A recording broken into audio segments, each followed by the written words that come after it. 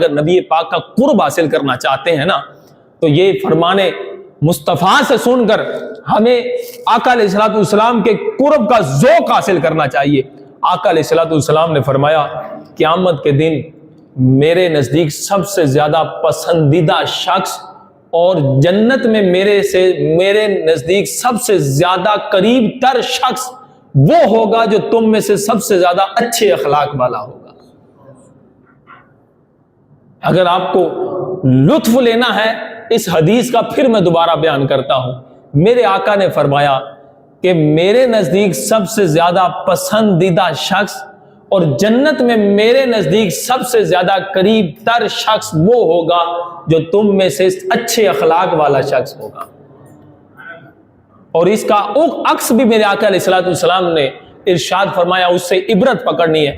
فرمایا میرے نزدیک سب سے ناپسندیدہ شخص اور مجھ سے سب سے زیادہ دور وہ شخص ہوگا جو تم میں سے برے اخلاق والا ہوگا۔